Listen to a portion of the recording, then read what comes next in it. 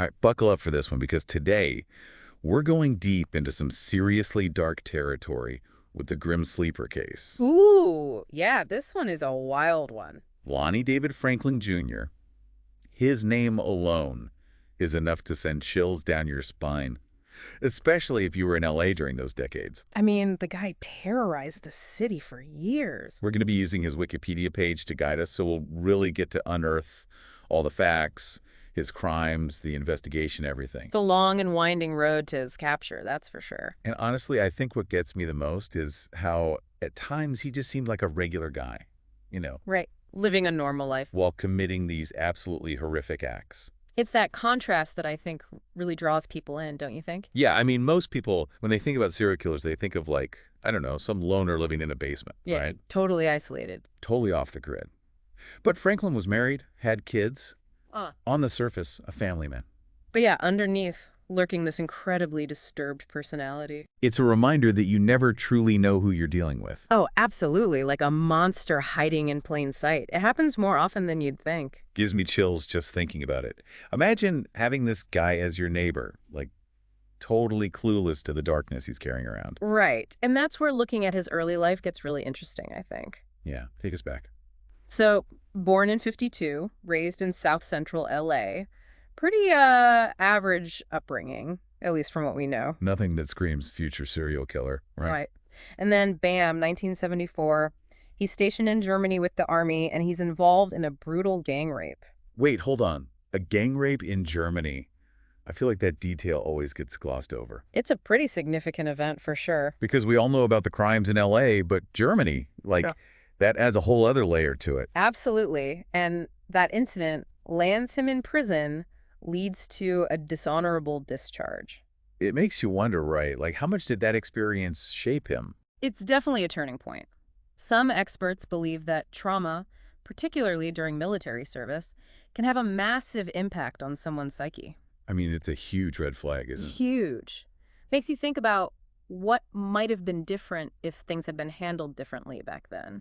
Like, what if there had been interventions, support systems in place? Yeah. Could have changed his trajectory? Makes you think, for sure. Okay, so let's fast forward now. Mid-1980s in LA. The city was kind of a powder keg back then. Yeah, lots of serial killers operating at the same time. Oh, yeah. Like a scary amount. But Franklin's crimes, they had a specific chilling pattern. He was targeting black women. A lot of them involved in sex work or struggling with addiction. And this was before DNA profiling was widely used, right? So connecting those dots back then must have been nearly impossible. Oh, yeah. Investigators were flying blind in a lot of ways. Imagine trying to track multiple predators at once, each with their own MO. And then on top of that, you had this whole Southside Slayer thing, right? Exactly. The LAPD thought all these murders were connected at first, but they were actually dealing with multiple killers. It's almost like a real-life episode of Law and Order, but even more chaotic. It was chaos, and it led to a lot of frustration, especially within those communities most affected. Yeah, because it felt like these victims were being overlooked. Absolutely. And you can't ignore the societal context here, right? These were black women, often marginalized, their disappearances not always treated with the same urgency. It adds a whole other layer of complexity to the case. And tragedy, honestly. It highlights the systemic issues within law enforcement and society as a whole, where certain groups are just more vulnerable. It's a tough reality to confront.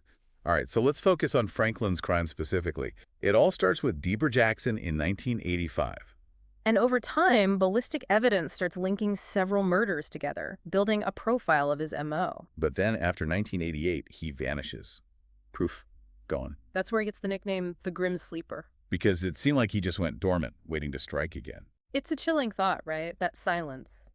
Was he really inactive? Were there victims we haven't discovered? It's a question that still hangs over the case, for sure. Makes you wonder if he changed his methods, became harder to track, or maybe there were missed opportunities to connect him to other cases? So the Grim Sleeper might have been wide awake that whole time. It's possible, and honestly, that's almost scarier than the idea of him actually stopping. But eventually he resurfaces. Yeah. 2002, right? Yep. And this is when DNA technology really starts to change the game. It's crazy how a scientific advancement can completely shift the course of an investigation. Right. And in this case, it was the murder of Janisha Peters in 2007 that provided the breakthrough. Her DNA was the key. It linked her murder back to those earlier crimes. Suddenly, a case that had gone cold for years was breathing again. It's got to be a huge moment for the investigators, for the families of the victims. Hmm. Sense of hope, maybe? Definitely. And we can't forget the role of Christine Polisek here, the journalist who broke the story and kept the pressure on the LAPD. It's amazing how one person's tenacity can make such a difference. Sometimes you need that outside voice to force action, to demand answers. But back to the DNA, because here's the twist. It wasn't a direct match to Franklin. It was his son's DNA. Wow. Yeah, his son's DNA was already in the system. That's how they got the link. Talk about a game changer. Suddenly, familial DNA becomes this incredibly powerful tool for law enforcement. It's fascinating, but it also raises all sorts of ethical questions, privacy concerns, the potential to implicate someone who's innocent. Definitely a Pandora's box. Yeah. But even with that link, they still needed Franklin's DNA. Yeah. And how they got it, it's like something straight out of a spy movie. They don't know, right? The undercover operation. Posing as waiters at a restaurant to collect his discarded pizza crusts. I mean, come on. Desperate times, desperate measures, I guess, but it worked. They got their match. And then they get a warrant to search his home, and what they find, it's horrifying. Hundreds of photographs, hours of video footage, so many women, most of them unconscious or nude. It paints such a dark picture, doesn't it? The trophies, the dehumanization. It's about power, control, a complete disregard for the lives of others. And then, in a desperate attempt to identify these women, the LAPD makes the decision to release some of these images to the public. It was a controversial move, but they were hoping someone might recognize a missing loved one. Imagine seeing those images, not knowing if your daughter, your sister, your friend might be among them. Just awful. Heartbreaking. It really underscores the ripple effects of these crimes. The victims, their families, the entire community, everyone's affected. Okay, so they finally have their man. He's tried, convicted on 10 counts of murder. But even with that, investigators believe he's responsible for many more. Possibly exceeding 25. Think about that. It's a heavy thought. He was sentenced to death, but he died in prison in 2020. So many questions left unanswered. It's like a chapter's been closed, but the book's still unfinished. There are still so many potential victims out there. And families who may never get the closure they deserve. A haunting reminder of the work that still needs to be done, Absolutely. The pursuit of justice never really ends. Nope. Not in a case like this. It's easy to get caught up in the facts and figures of a case like this. Right. But it's important to step back for a second and remember, Yeah. these aren't just statistics we're talking about. No, not at all. These were real people with families and friends and hopes and dreams. Absolutely. Each one of Franklin's victims had their own story. Exactly. And I think it's so crucial that we remember their humanity. Acknowledge the individuals behind these horrific headlines. It's so important. Not just focus on the grim sleeper himself. It's about more than just the killer, right? Absolutely. Okay, so one of the victims I really want to talk about is Anitra Washington. Oh, wow. She's the sole known survivor of Franklin's attacks. It's incredible that she's still alive. I know, her story is just remarkable. I mean, to think she endured this horrific ordeal. Yeah, being shot and left for dead. And not only survived, but then had the strength to testify against her attacker. Talk about courage. It's amazing, right? Like a testament to the resilience of the human spirit. Oh, totally.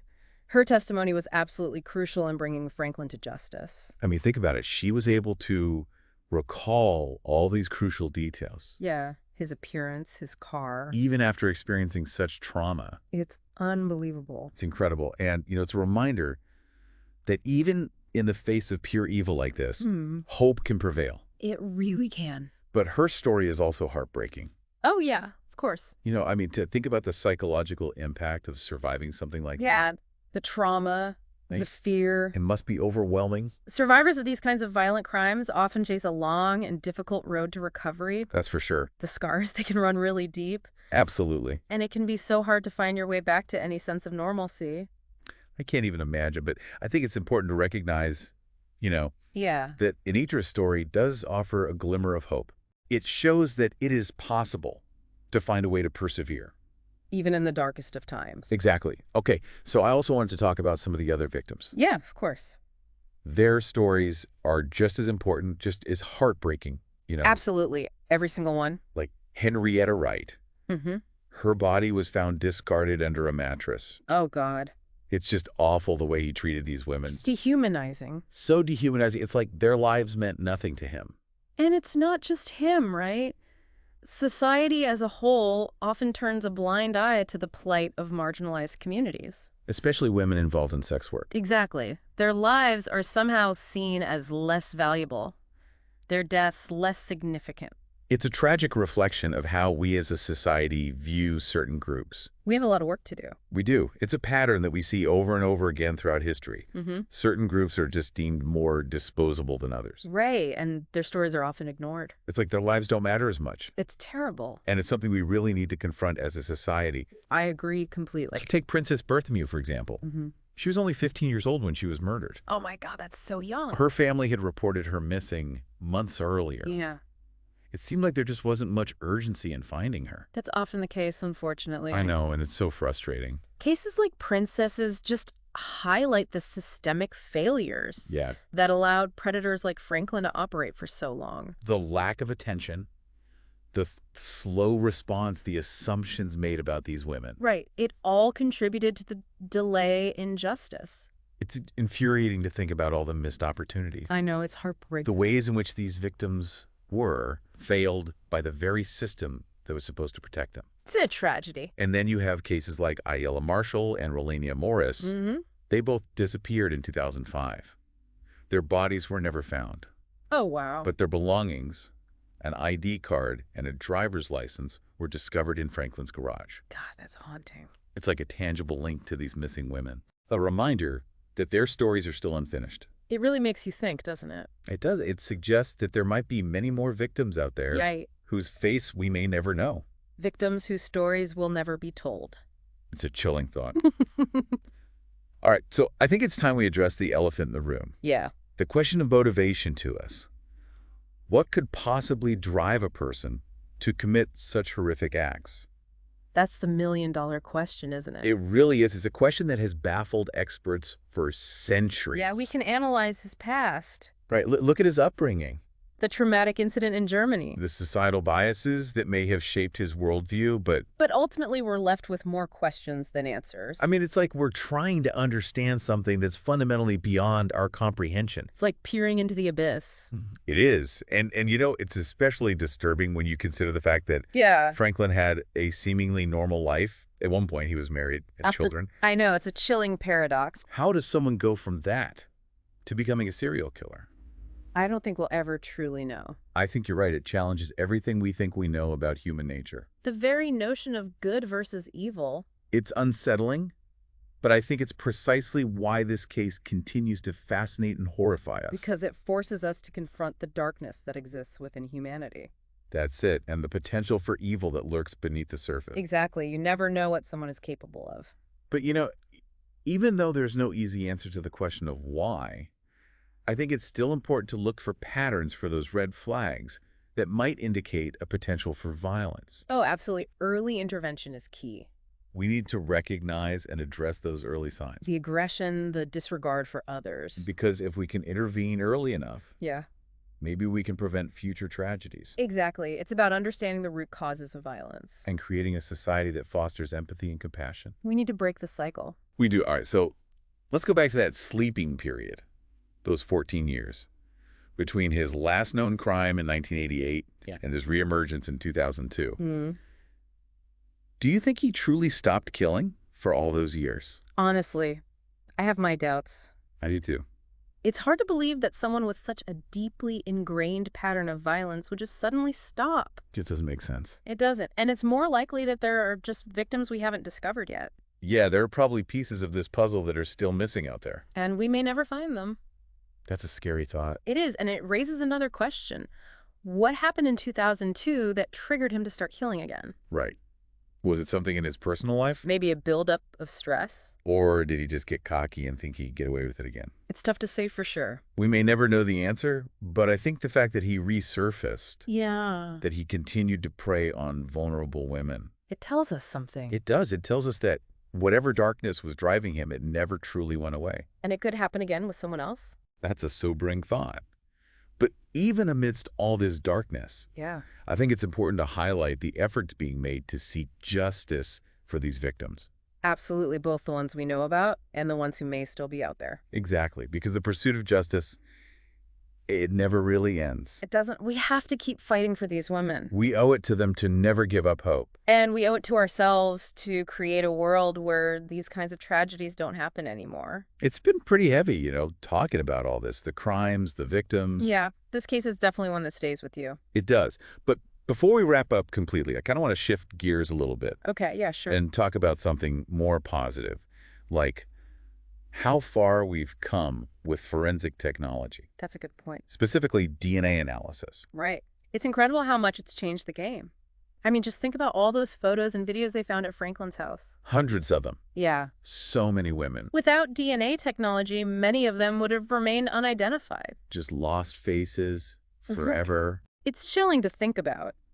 But because of DNA analysis, some of those women have been given back their names, their stories. Yeah, like they've been given a voice again. Exactly. And it makes you wonder, right?